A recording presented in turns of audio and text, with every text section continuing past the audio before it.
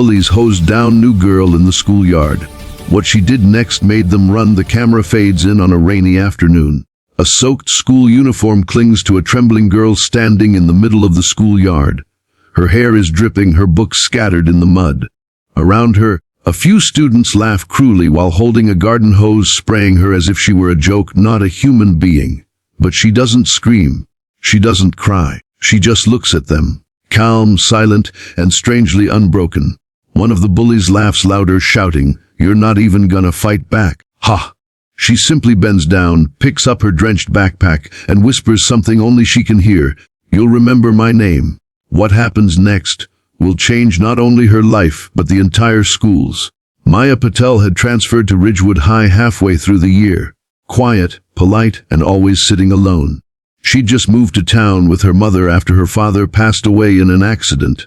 Her mother, a nurse, worked long shifts, leaving Maya to figure out a new life in a new city, surrounded by faces that didn't know her pain. From day one, she was different. She wore thrifted clothes, carried an old bag patched on the sides, and rarely spoke unless spoken to. To most of the students, she was invisible, until one afternoon, someone decided she shouldn't be. That someone was Chloe, the self-appointed queen of the school. Blonde hair, perfect nails, and a smile that could slice glass. She was popular, beautiful, and ruthless. Her friends followed her lead in everything, including cruelty.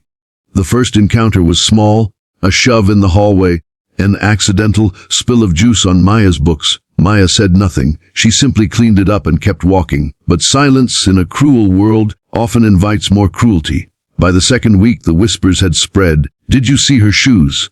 She probably can't afford lunch. Maybe she's homeless." Maya heard it all, every word, but she stayed quiet. Every night, she'd go home, look at her father's photograph, and whisper, "I'll make you proud, Dad. I'll never break." She spent her evenings helping her mother studying and secretly working on her passion, robotics. Back in her old school, she had been a science fair champion, dreaming of building machines that could help in hospitals like the one her mom worked in. But here, no one knew that side of her. No one cared. Until the day everything changed.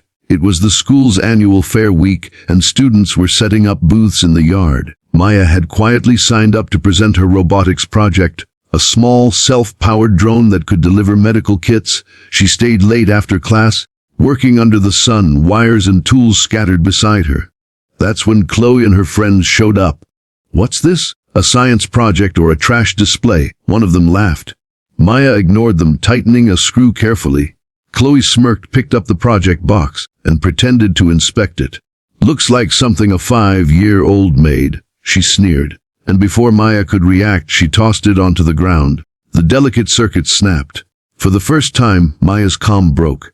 She stood up and whispered, "That took me weeks to build." Chloe shrugged. "Then build faster next time." The next day, Chloe took things further. When she saw Maya alone in the yard again, she grabbed the hose meant for watering plants. Her friends surrounded Maya, laughing. "Let's see if your cheap clothes can handle a wash." Before Maya could move, cold water blasted her face. The group erupted in laughter. Mud splattered across her legs and books. Students nearby watched but said nothing. Some recorded it on their phones. For a moment, Maya stood frozen. Not because she was scared, but because she was done. She slowly turned, water dripping from her eyelashes, and stared straight at Chloe. "You shouldn't have done that," she said softly. "You have no idea who I am." Then she walked away, leaving them laughing behind her, unaware that their laughter would soon turn into regret. That night, Maya didn't sleep. She cleaned up her broken project, dried her books, and opened her laptop.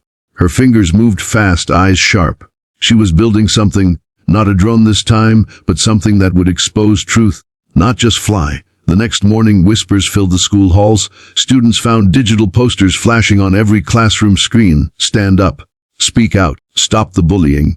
Attached was a video, the video from the yard. Chloe, the hose, the laughter, the humiliation. All of it. But what shocked everyone wasn't the video. It was how perfectly it was edited, with captions, timestamps, and a message at the end. If you watched and said nothing, you were part of it too. The video went viral within the school in hours. Teachers, parents, and even the principal were furious. Chloe tried to claim she was framed, but Maya had left no room for lies. She had coded the school's own system to play the video on every screen at 800 a.m. sharp, using the same technology she'd built for her project. She didn't do it for revenge. She did it to make them see what they'd become. When she walked into class that day, the room fell silent. Chloe and her friends sat stiff, eyes down. No one laughed. No one whispered. The principal called an emergency assembly. On stage, Maya stood beside him, nervous but determined. "I didn't do this to embarrass anyone," she began, her voice trembling. "I did this because silence hurts more than words. Every day, someone goes home feeling worthless because others think it's funny to make them feel small. I know how it feels to lose everything and still wake up hoping for kindness." She looked out at the crowd.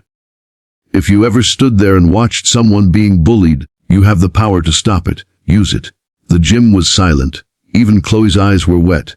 By the end of the week, Chloe approached Maya quietly. She looked pale, nervous, and broken in a way Maya hadn't seen before. "I'm sorry," she whispered. "I didn't realize how much it hurts. I just followed what everyone else did." Maya looked at her, not with anger, but with the calm strength she'd always had. "Change that," she said. "Don't follow.